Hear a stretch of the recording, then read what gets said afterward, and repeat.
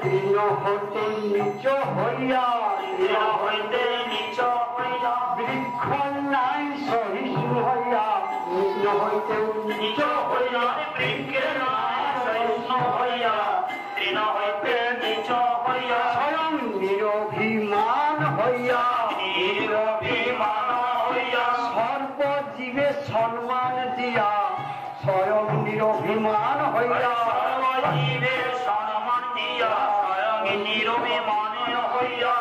এই রূপে রইলে নাম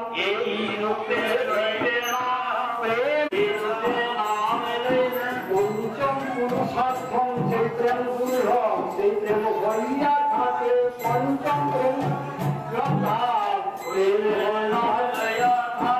সাধ্য সাধন কষ্ট শিষ্য ইহার কীর্তন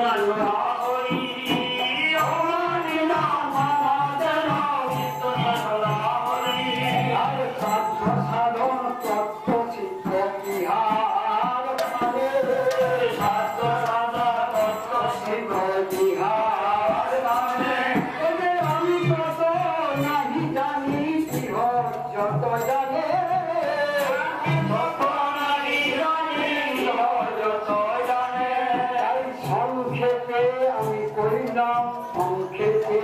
করিলাম আমি সংক্ষেপে করিলাম এই শাস্ত্র সাধন তত্ত্ব আমি সংক্ষেপে করিলাম আমি শাস্ত্র সাধন তত্ত্ব সংক্ষেপে করিলাম যেন আমি তত নাহি জানি আমি তত নাহি জানি স্বরূপ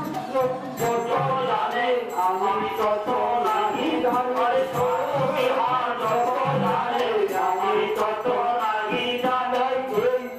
সংক্ষেপে আমি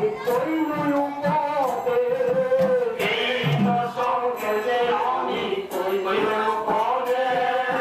স্বরূপের ঠাই ইহা পাবে সবিতে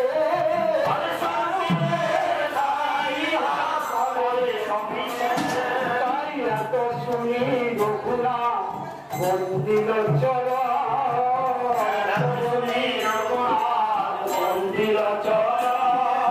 মহাপ্রভু পরিণতারে কৃপা আলিঙ্গ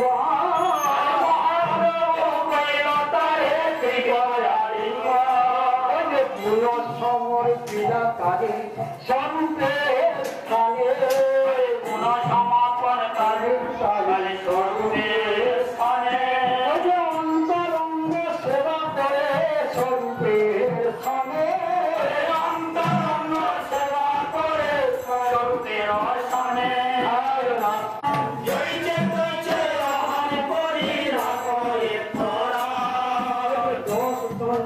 রাত্রি গেলে পুষ্পাঞ্জলি দেখিয়া রাত্রি গেলে পুষ্পাঞ্জলি দেখিয়া সিংহদ্বারে খাড়া হয় আহার লাগিয়া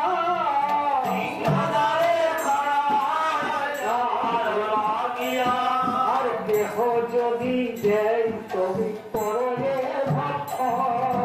দেহ যদি দেয় তবে করলে ভক্ত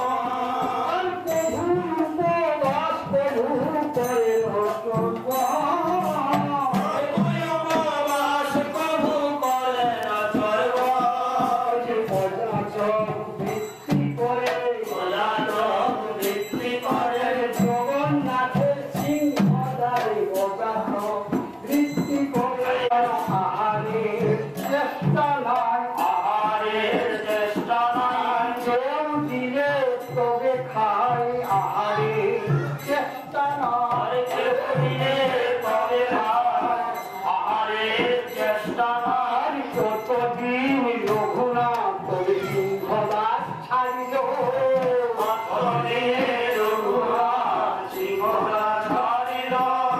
ছত্রে যার মাঝি খাইতে আরম্ভ করিল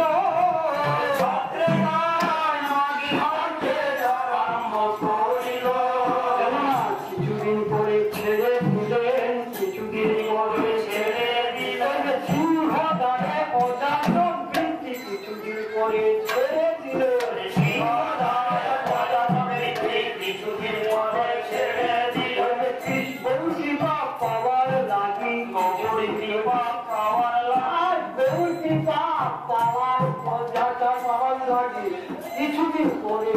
ছেড়ে দিলে গৌর কৃপা পাওয়ার লাগি কিছুদিন পরে ছেড়ে দিল ছত্রে ছত্রে মাটি খায় ছত্রে ছত্রে মাটি খায় গোবিন্দ পাঠ শুনি প্রভু উঠে স্বরূপে গোবিন্দ পাঠ শুনি প্রভু উঠে স্বরূপে বহু ভিক্ষা লাগি খারা নারহে সিংহদারে ভিক্ষা স্বরূপ হে সিংহদারে দুঃখানুভাবিয়া স্বরূপ হে সিংহদারে দুর্বানুভাবিয়া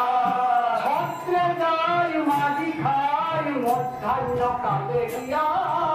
ছত্রে যায় মাটি খায় মধ্যাহ্ন কালে গিয়া